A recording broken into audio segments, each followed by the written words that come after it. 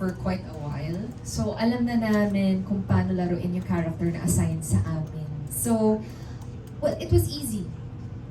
It was very easy. Easy better. No, but it was easy working with them. Mas na-challenge ako sa sarili ko, actually. Kasi, tanong ako ng tanong kay Direk na, Direk, happy ka ba doon? Happy ka ba doon? Because it's vertical, it's campy, hindi ako ganun umarte. I'm very nuanced when I act. So, nahirapan lang ako with my role, actually. Especially with the climax na yung malaking sabunutan namin and everything. Oo, nagkaroon pa akong mga pasain gas. Oh, very intense. So, but no, I'm happy na direct challenge ni talaga. Kasi yung ibang director, especially in my experience, no, sometimes they just let me be. You know, they just let me do kung ano yung feeling ko na tama. But sometimes I want to be molded in the way that they want me to do it. So yeah, it was a great experience. Thank you, Phoebe. Hey, Nico. Thank you. Sorry na po ako bali doon. Wala pa. Nico, wala pa. Nico, kamusta ka na? Maayos po. Happy at siyempre happy rin dahil may mga trabaho ginagawa. Mm-hmm. Yun po. Sabi mo, babe, ha? Oo, Yeah, babe. Hindi kasi doon sa trailer parang pamati ni Idol, Yun nga pa-heart po. trap. Nung nabasa ko yung script, tsaka sinabi dapat daw, paliting man ka dito, first time kong makakuha ng project na pinag-aagawan eh. Kasi yung mga role na nakukuha ko, support, tapos kung bida man, balahura yung mga kilos, pa-comedy. Dito yung boses talagang, pwede ba ito i-mind? Nakikilis ako eh, no? Pero happy ako na ma-experience yung ganitong role talaga. So, kamusta naman ka trabaho si Ella? First And time namin, Phoebe? first time namin magka-work sa taping, pero nagka-work na kami ni Ella sa labas, sa mga show. Okay kasi hindi sila spoon feeding. Talaga kaming mga artista, kaya nadalian din kami. Talaga. Sa lahat ng eksena.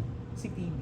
Kay Phoebe din, same. Ngayon lang kami nagkatrabaho, pero yun nga, alam nila yung ginagawa nila. Biyasa na, hindi na spoon feeding, madali na. Tapos galante pa si Ella, lagi may pagkain Ay, sa set. wow. Totoo, di ba? Lagi nagpapakain. So, masaya po. Tapos siyempre si Direk Easy Ferrer, lagi nagpapatawa yan sa set. Kaya kahit gabi na, masigla pa rin kami. Mahirap ba, Nico, yung gumanap na parang pa-ultimate leading man character? Sa akin po kasi, Basic na basic. Hindi. Kahit naman sa mga content ko, hindi ako ganun mag-content na papogi. Kaya medyo nahihiya ako. Yung feeling ko, nakukornihan ako pag ganun. Pero, dapat pala, yung malang boses mo, malumanay lang. Saka may hinto. May hinto pala dapat, hindi yung sobrang bilis. Kasi dati pag sa mga support sa teleserye, dapat yung bida yung mahinawan magsalita, tapos yung support yung mabilis, snappy. Oo, yung ganun. Sige, thank you. Thank you po. Later na lang. So, hi, Direk. Ayan. Direk, ayan, easy bang ka-work yung tatlo?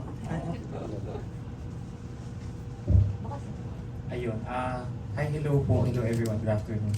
In terms of working with them, yeah, madali naman. Naka-work ko naman ako sila before si Ella, like 12 years ago, naka-work in 2013, 2014. Si Phoebe din, 2016, naka-work ko na yan. Si Nico din, 2017, naka-work ko na. Naka-work ko na sila lahat, so alam ko na kung paano sila i-bend into the characters that I wanted to appear. So, dali na. Bongga, parang sinasabi mo, mga veteran. Yung mga ano Yung sila. mga dates na. Sila ang tatlong haligin ng industriya. Pero parang, tanda-tanda mo kung kailan mo sila naka-work. Parang feeling ko it's, kumbaga, very positive silang ka-work, nag-enjoy ka. Kasi natatandaan mo yung mga year. Ako talaga Or na-trauma ka, kaya natandaan. Ang sabi ko, ba't naulit na naman? Hindi ako talaga ganun talaga kasi hindi ko alam, pero meron akong kapag remarkable yung person sa akin, tapos gusto ko ulit makatrabaho, tinatandaan ko saan kita unang nakatrabaho, saan kita unang, anong year ito, anong project ito. Para, yun din kasi yung pambungad ko kapag nagkita ulit kami, uy, last time tayo nagkita ganito, ganyan. Sana nag-grow ka na as an Last actor. time hindi ako tumangkat. Last time natin nakita direct, di ba? Oo. Debo ko. Oo, yun pa, di mo pa yun, tagal na nun. But Nung yung tatanungin ko honestly, ilan gano'n how's working with them again? Ano Ano napansin mo? Ano na bago? Well, si Ella, talaga namang normal na gano'n naman yung role. So, ang dali-dali lang ni Ella, hindi ko siya masyadong iniintindi. Bukod sa alam na niya yung gagawin. So, siya yung mas hindi ko ginaguide kasi gets na niya. Medyo si Phoebes kasi, yung nabanggit naman niya, yung pagka-kontrabida niya is subtle, as in talagang hindi campy yung ano. So talagang lagi ko siya in-instruct, taas pa, sigaw pa, ganyan pa. Tapos parang nag-walk out na siya sa pagod. Hindi parang sabi niya, direct, oo, nakakapagod talaga pag vertical kasi kailangan mataas. Kasi taas ng pili ni Ella doon sa trailer. Tapos si Nico si Nico naman, kailangan mo naman siyang ibaba. Kasi leading man naman. So kailangan ma-elbow niya lahat ng mga leading man dito sa Vigo para pag kailangan siya na yung nandun na siya sa ano. Ayun, so kailangan may mga pagpihit silang kailangan gawin na nakuha naman nila given na very short yung shooting day. So kailangan naming makuha agad siya kasi ano. Pero mabilis. Hindi ako masyadong nahirapan. Enjoy ako dun sa shoot na yun. Ganito itsura ni Nico sa pelikula. Sa ano. Ay hindi, mas leading man siya. Hindi, pindagdagan. Pero parang gwapo niya, di ba ngayon? Parang iba ang dating. Gwapo naman siya everyday for me. Lagi ko naman siyang sinasabi sa kanya yun. Gwapo mo today. Pero pinagwapo pa namin siya dito, mas leading man pa. Kasi di ba yung branding niya medyo Kenkoyish. So kailangan maging convincing na So, pinag-aagawan siya ng dalawang girls. Naka-arte naman siya ng tama. Oo, ang galing ni Nico talaga. Naluluha ako every time na pick siya. Bakit direct? Kasi parang, ha? Hindi naman to ganito dati. Hindi, ang galing ni Nico doon. Si Nico kasi feeling ko kasi siya tipo na actor may commitment siya. Kung ano bibigay sa kanya, bibigay niya. Hindi yung parang, hindi kanya i-short change. Sure Kung ka. magkano ako sure na sure ako, ewan ko sa iba. Ako naman kaya ganyan, ano mo, direct, may iba kang iniisip, ha? Hindi. Baka Hindi mamaya, dumaan sa radar ko yan. mamaya may iba ka na panood kasi. Ay, wala akong clear copy niya. Hindi ako na ano. Wala, hindi dumaan sa akin. Hindi ko iniisip. Ang iniisip ko yung si Nico pagdating dito kung paano ko siya ililiding manice. Samantalang lagi siyang balahurang sidekick. So ngayon, napatunayan naman niyang pasok naman siya. Kaya na niyang i-elbow si So pag pinanood namin yung Borrowed Life, maninibago talaga kami sa kanya. Oo, kasi ako hindi ko naninibago. Sabi ko, kaya niya pala. At least kaya niya. May range naman pala. So hindi lang siya pakengkoy, papatawa. Tapos na yung era niya na yun. Nandito na siya sa So ito na leading yung man. pagsisimula ng ano na pwede na siyang i-partner kay Sarah Geronimo, mga ganun. Tanong natin siya kung papayag ka bang i-partner ka? Parang kailangan mo na mag-workshop ni Sarah siguro. Ang galing naamdaman siya sa ang galing niya. Ang galing niya dyan. Kaya nag-compliment silang tatlo kasi yung team nito medyo mahirap eh. Pero nagawa naman na lang tatlo. Bongga direct, no? You're enjoying doing Viva Movie Box? Yes! Sobra kaya nga sabi ko, ano nang next? Anong na next? Gusto ko monthly may ginagawa ko sa kanila kasi mabilis ang turnaround. Parang, baka sabihin may pinaringgang kang pinanggalingan mo, ano? Ha? Mga film production. Ano ba yan? Ako, baka ma-intriga ka. Offline na lang natin yung interview. Nakatutok pa naman si RM. Totoo. Pero eto kay PB, syempre mas sanay kami sa iyo na dumaan lang siya nagtinginan. Pero PB yun, sanay kami sa iyo na syempre you're hosting, di ba? Anong mas gusto mo ngayon, hosting or acting? Thank you for that wonderful question. Okay. Acting or hosting? I mean, acting will always be my first love. And nandun talaga yung puso ko talaga. That's where I started. Hosting naman now, doon ako napipihit ngayon. It's non-conflicting naman. So, I enjoy both. But obviously, mas lighter ang workload sa hosting. Kasi mabilis lang after the event you're done. Yun nga lang, mas may glory pag artista ka naman. You know, so it has its pros and its cons, everything. But ako, I enjoy doing both. Pero, I mean, I host naman when I don't have acting jobs. Pero pag may pumapasok po na acting, that will always be my priority. So, pinaalam ko naman na rin siya kay boss. I want to be a good actor and host at the same time. You know, like maybe a younger Tony Gonzaga. Kasi she can do both. That's Baka not... ma-intriga ka talagang a younger Tony Gonzaga. Sorry, no, like Parang like sinabi mo matanda si no, Tony. not, I mean, she's up there, di ba? Ano na siya eh, pilar. Di ba? She's one of the greats na talaga kasi siya eh. So, you know, I can be her like mentee. like that. But you know, I don't find it conflicting naman. I enjoy doing both, and obviously yung aking fiance is he helps me in hosting. He really does guide me through it. So okay siya. I don't see any trouble in it. Actually, hindi yan ang question. Oh my gosh. Ang question ko, ano mas mataas ang bayad sa'yo? Sa hosting or sa pag-aartista? Siyempre po Kasi sa... kanina pagkakasabi mo na mabilis lang ang hosting, tapos parang feeling ko mas malaki ang hosting. Kaliwaan. Depende kung corporate. Diba? Siyempre kung sa labas ka mag-host and depende sa event, So mababa pag biba? mas malaki talaga. Yun ba yun sa ibig mo sabihin? Okay. Well, it's our home home agency. So I really treat my Viva hosting as my training ground. Training ground siya for something bigger. So pero yeah, kung paano si acting pa rin, I think is So at least meron kang before your wedding, no? Meron kang pagmamalaking borrowed life, no? Oo nga po. Meron kang budget before you're ready. Yun Oo din. nga. Oo nga.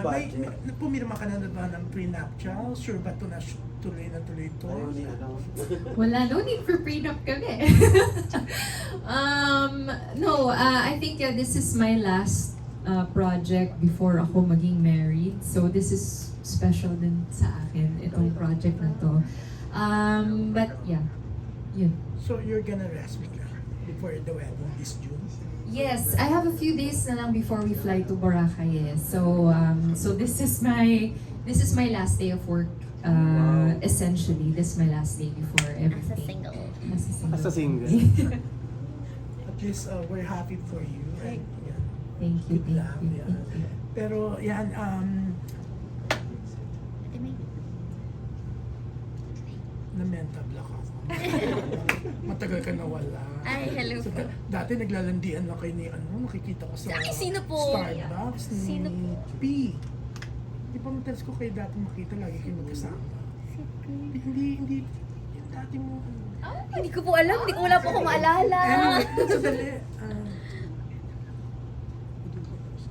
Sorry na mental block ako. It's okay po. Go lang po. Take your time. Ella! My gosh! Naging controversial ka pa naman sa sa Made in Malacanang at saka ano. Yeah, sorry ha. Okay lang po. Tagal kita hindi nakita. Okay lang po. Pero Ella, sabi mo nagtingin-tingin ka. Ano ba nakita mo sa Korea? Bakit nag-decide kang bumalik after? Wala bang naging dahilan para magstay ka doon katulad ng iba, di ba? May mga iba rin kasi mga artists dito sa atin na they stayed there, nag-asawa na, di ba? Ikaw, you went back, why? First po, I don't speak their language. Opo.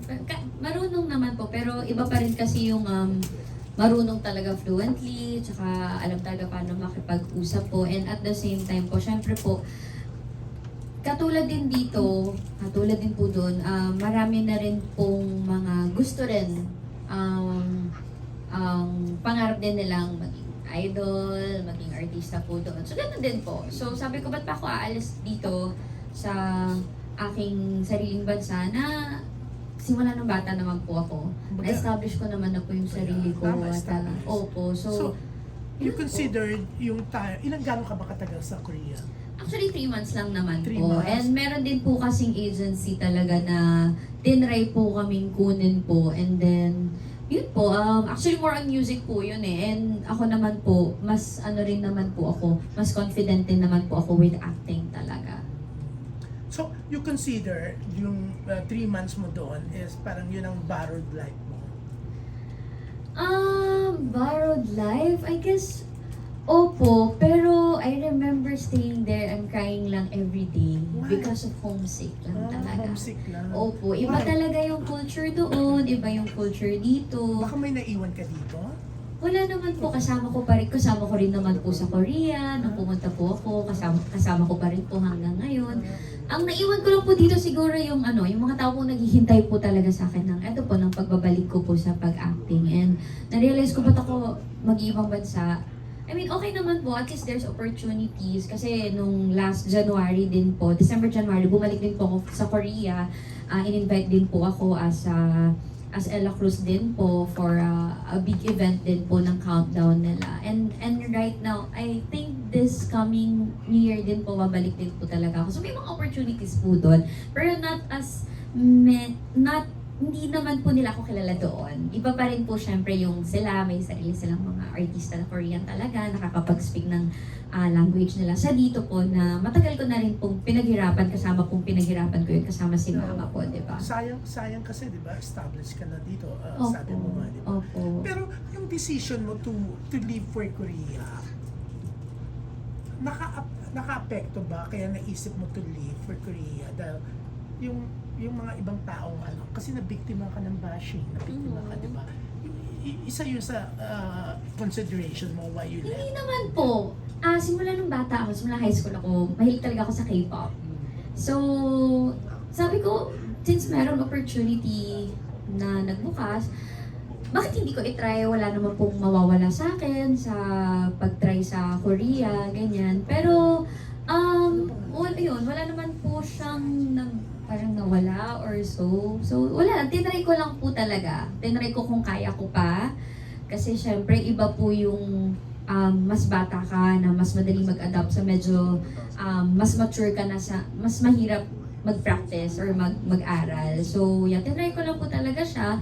Sinabi ko naman po kay Boss Vic na try lang boss, pag wala naman po, hindi naman sa pagwala, pero pagka nakita ko na yung heart ko nasa Pilipinas pa rin, nasa industriya pa rin, nasa mga taong gumagalaw dito sa industriya na to, syempre babalik naman po ako.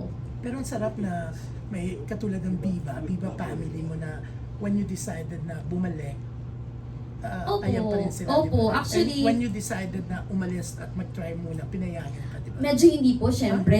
Medyo, syempre, sabi ni boss, bakit ka aalis? Kaya ko naman niyang gawin. So, totoo naman po, kaya naman po talaga So gawin. nag-agree ka after your experiences Opo. there. And ang reason din naman po kasi talaga ang naging nangyari naman po doon is parang growth din po sa sarili. Kasi po, doon, experience ko na no name, 'di ba? So kailangan kong patunayan yung sarili ko. So okay din po kasi part of maturing, part of growing as a person po. How old are you now? Yes. 18? Kaya share. Basta ganun po. Kung gano'n po kayo katagal, gano'n nyo na po ako katliit, nakita niyo. Doon lang po yung edad ko. Sige. Pero yan, Nico, syempre leading man ka na. Dito lang po, Hindi, pero Malay mo. kasi parang hanga sa'yo si Direk Easy eh. Mukhang naging easy for him ang pakikipagtrabaho sa'yo dito as a leading man, hindi yung Kenkoy ka. Sa tingin mo, mas matatypecast ka na ngayon sa leading man role? Ready ka na ba? And sa tingin mo, mas may oportunidad? Mas mag-grow ka? Mas bobongga yung career mo? Or gusto mo pa rin yung dati, yung nakakatawa, yung naaaliw sa'yo lahat? Hindi ko po nakikitang ganun yung magiging career ko. Lagi ko nga pong sinasabi kahit kay Gerald Napoles, yun yung mga gusto kong project eh. Yung mga ganong klase ng movie, hindi ko nakikita yung sarili ko na leading man. Pero gusto ko magbida. Yan, gusto ko magbida. Pero yung mga ganong klaseng movie na kakaiba. Yun. Hindi ko na nakita yung sarili ko na magpapakilig. Siguro, paminsan-minsan yung mga ganyan, pero yung talagang malalaki na magte-teleserye na pang leading man, hindi ko na nakikita yung sarili ko ganun. Kahit mukhang leading man ka na. Hindi na talaga eh, lalo na siyempre ako pamilyadong tao na rin. So, alam mo naman sa Pilipinas, kailangan pag mga ganyan, single, yung ganyan, medyo bagets pa, 33 na rin ako. So parang hindi ko na rin nakikita na ganun po. Yan. Pero yan, congrats sa inyo and Thank you po. excited kami to watch Borrowed Life.